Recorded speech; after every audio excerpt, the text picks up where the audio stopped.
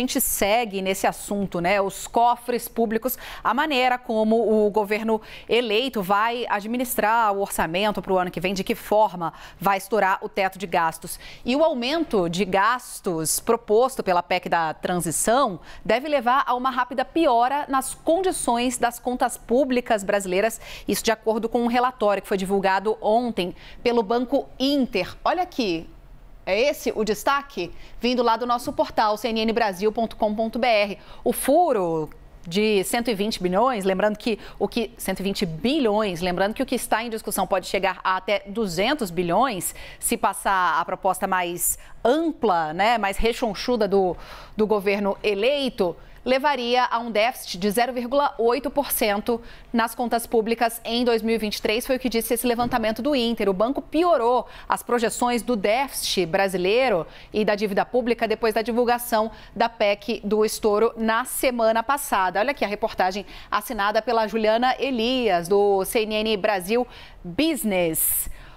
Essa PEC do estouro, né, que está sendo discutida para garantir o pagamento de R$600 do novo Bolsa Família, do Auxílio Brasil, que vai voltar a se chamar Bolsa Família, e outros programas sociais no orçamento do ano que vem, deve levar a uma rápida piora nas condições das contas públicas brasileiras. Com isso, tanto o resultado primário quanto a evolução da dívida pública do Brasil devem ficar pior do que aquilo que já tinha sido visto para 2023 e para os anos à frente. Ou seja, a gente não está falando só de 2023.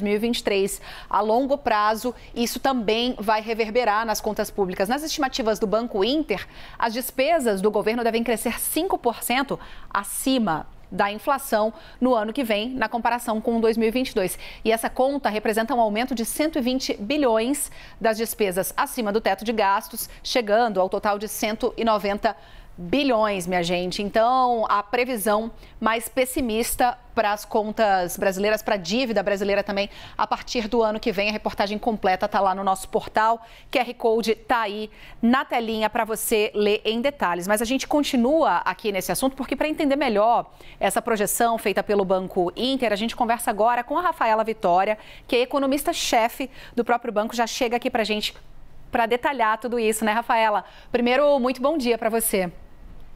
Bom dia, Stephanie. Bom dia a todos. Rafaela, vou pedir detalhes de a maneira com que vocês levaram em consideração essa PEC, né, essa minuta, pelo menos que já foi apresentada na semana passada, para refazer esses cálculos. Na verdade, a gente está trabalhando com algumas análises de cenários, né, considerando que a PEC ainda é uma proposta e o número final, ele vai depender de várias negociações, né, como colocou aí bem o Molica, a gente está vendo uma negociação entre o governo e o Congresso para se definir esse número. A gente quer mostrar que um número de 120 bi, que seria ali um meio termo entre os 70 bi, que é uma proposta menor, e os 200 bi, que chegou a ser ventilado ali pela PEC, ainda assim é um número muito significativo, com impacto fiscal muito negativo. Quando a gente coloca 120 bi a mais de gastos para o próximo ano, a gente não só tem a consequência de transformar o superávit desse ano em déficit, mas a gente também piora as expectativas para frente. As premissas que a gente trabalha daqui para frente, com um rombo desses no próximo ano, elas ficam mais pessimistas, como o custo da dívida, por exemplo. As expectativas de juros, elas subiram. Isso vai ter um impacto maior sobre a dívida pública e, com isso, essa convergência, né, essa trajetória da dívida pública, ela fica mais distante, né, de uma queda como a gente gostaria. 120 bilhões de gastos a mais do que está proposto na PELOA desse ano significa uma expansão fiscal muito elevada, são 5% a mais de crescimento de gastos e significa também que a gente vai sair de um déficit, de um superávit que está estimado esse ano em cerca de 1,2% para um possível déficit aí até próximo de 1% para o próximo ano. Rafaela, bom dia. O Rafael Colombo falando aqui. Acho que a senhora já estava acompanhando o programa. A gente estava falando agora há pouquinho sobre a falta de dinheiro da Polícia Federal para emitir passaporte, né? E a gente tem ouvido aí os líderes da equipe de transição, gente da política, dizendo o seguinte: olha, o orçamento que nós herdaremos do governo Bolsonaro não prevê dinheiro para uma série de programas, como farmácia popular, como a necessidade de pagamento do piso piso nacional da enfermagem, isso sem falar no Bolsa Família, no 150 a mais para crianças, lembrando que os 600 também eram promessa do presidente Bolsonaro. Então, o que o governo eleito está dizendo é o seguinte, olha, a gente tem um orçamento que, para cumprir o teto, deixou de fora uma série de serviços que o governo eleito considera essenciais. Então, até que o governo eleito, se quiser, tenha a condição de manobrar o orçamento, eventualmente desvincular receitas, que o orçamento é todo congelado, como fazer para chegar com um orçamento que não foi feito por esse governo, atendendo a demandas que são legítimas, né, da sociedade, como passaporte, remédio, programa social, e ao mesmo tempo não estourar a porteira? Dá para combinar essas duas coisas ou não? Bom, Rafael, você colocou um ponto muito importante, né? Existem sim falhas no orçamento para o próximo ano, mas é importante a gente separar o que são necessidades críticas, né, que o orçamento deixou de fora e o que são demandas. Por aumentos de gastos que podem sim ser postergadas, né? Então, existe hoje uma estimativa, a gente fez nesse relatório também, uma estimativa que cerca de 70 bilhões de aumento de gastos, além do que está proposto na PELO, que ainda assim significa um furo de teto de quase 130 bilhões, né? Lembrando que a PELO já tem também gastos extra-teto do Fundo de Educação, do Distrito Federal. Então, a gente estaria falando de cerca de 70 bi para recompor esses gastos com a farmácia popular e outros programas que foram cortados seriam suficientes nesse momento. Agora, para os próximos anos, é importante a gente fazer um processo de revisão das políticas públicas. Acho que vale lembrar que esse orçamento hoje, se a gente incluir aí mais 70 bilhões de gastos para programas críticos, ele responde aí por mais ou menos 18% do PIB. É um gasto muito significativo para país emergente, até mesmo para um país desenvolvido. O Brasil tem um gasto público muito elevado. É possível fazer, sim, remanejamento, é possível fazer revisões de programas, tanto programas sociais como programas de investimentos, para que a gente possa ter uma alocação mais eficiente do orçamento sem simplesmente precisar aumentar gastos. Porque a gente também tem um outro problema do outro lado das contas públicas, que é o lado da receita. Se a gente quiser ampliar os gastos, sem rever, sem fazer nenhuma revisão do que são gastos hoje obsoletos, que poderiam ser revistos, a gente precisa aumentar a receita, né? E aí, da onde que vão vir esses recursos, né? Então, é importante o próximo governo fazer uma avaliação melhor dos programas atuais. Eu vou dar um próprio exemplo do programa do Auxílio Brasil, que vai voltar a ser chamado de Bolsa Família. Ele pode ser redesenhado. O cadastro único está defasado, então existe uma alocação mais eficiente que pode ser feita com o mesmo volume de recursos para combater a fome, para fazer esse auxílio para as famílias de mais baixa renda de maneira mais eficiente. Caso contrário, a gente precisa buscar fontes, né? O governo com uma dívida pública hoje 75%, com um custo de dívida hoje que ultrapassa 6% em termos reais, ele tem pouco espaço para criar, né, para trabalhar com déficits e para aumentar esse endividamento. Rafaela, eu já vou passar para a Priscila, mas antes deixa eu só pedir para você continuar nessa linha de raciocínio. Por que a gente não vê essas discussões sendo feitas hoje, essas sugestões, por exemplo, de rediscutir alguns gastos e trazer para a discussão também a arrecadação para o ano que vem? Isso não está na pauta, por que a gente não vê isso tão no foco?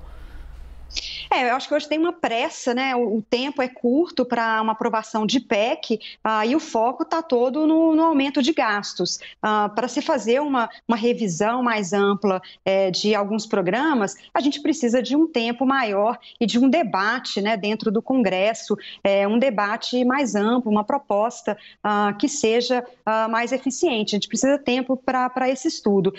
Eu acho que por isso que a gente considera aí um aumento emergencial de cerca de 70 bi, sem aprofundar nesses estudos, a gente considera razoável. Acima disso, é importante que esses estudos sejam feitos, né? Eu vou dar um exemplo, né? O aumento de 150 por criança, por família. Esse é uma distribuição importante, né? Que o Bolsa Família fazia melhor do que o Auxílio Brasil, que é uma distribuição com base em necessidades de cada família. Isso precisa ser revisto e estudado. Então, eu acho que precisa mais tempo para que esse aprofundamento sobre a distribuição do orçamento seja feito. Legal. Agora sim, vou chamar para cá a Priscila Yazbek, que também tem uma pergunta para te fazer. Oi, Pri. Oi, Stephanie, Rafaela, obrigada pela entrevista. Rafaela, uma discussão importante sobre como otimizar os gastos também fala sobre política, né, e sobre o chamado orçamento secreto, que são as emendas de relator. A professora Elida Graziani, que é uma especialista em contas públicas, faz um estudo muito profundo sobre como essas emendas de relator ganharam poder e conseguiram ter um espaço maior no orçamento, e isso aconteceu muito também ao longo do último governo, ao longo dos últimos governos nesse passado recente, talvez na última década. A minha pergunta é, a gente tem hoje previstos aqui, eu tô vendo aqui no Siga Brasil, no site do Senado, são 34 bilhões de reais em emendas, né, previstas para esse ano, 16,5 bi, que são as chamadas emendas de relator, que compõem o orçamento secreto. É um dinheiro ali que não tem muita transparência, não se sabe muito como vai ser usado. A minha pergunta é, algum governo vai conseguir fugir dessa pressão que o Centrão faz e desse poder que o Centrão está ganhando sobre o nosso orçamento? E isso já, conectando com a nossa discussão agora de PEC da transição, já tem também toda uma discussão de o Centrão querendo institucionalizar as emendas de relator agora nessa discussão da PEC da transição para conseguir fazer passar a PEC da transição. Qual que é a tua visão sobre isso? Perfeito, Priscila, esse é um ponto importante, e até fazendo um gancho com a pergunta anterior, né, por que não se discute, né, revisão de gastos? Eu acho que a gente acabou ficando preso, né, o Congresso e o Executivo, nesses montantes, né, do orçamento que estão divididos, e não se discute essa revisão, não se discute um estudo da eficiência de alocação desses gastos, e ficou mais prático se discutir simplesmente o aumento do orçamento ao invés de uma revisão desses orçamentos. As emendas, elas teoricamente poderiam ser bem aplicadas, né? São propostas dos deputados que teoricamente vêm, né, das suas regiões, vêm de estudos onde há necessidade de recursos para pequenos projetos, pequenas obras, na saúde e na educação. Então, na teoria, não haveria nenhum problema com gastos com emendas parlamentares. Na prática, o que a gente viu nos últimos anos, como você colocou, vem desde antes, né?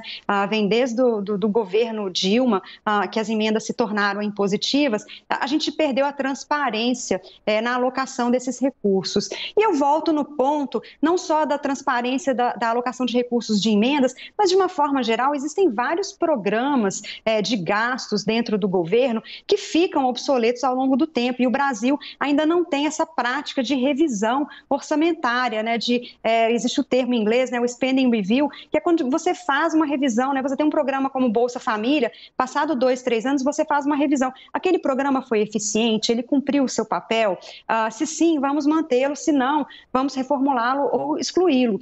Então é importante esse processo de revisão de programas, que aliás foi contemplado na PEC emergencial, que foi aprovada em 2021, que passe a fazer parte do orçamento público, das políticas públicas, esses programas de revisão. E eles podem ser implementados tanto para as emendas como para outros programas do governo federal. Isso pode melhorar bastante a alocação de recursos públicos no Brasil.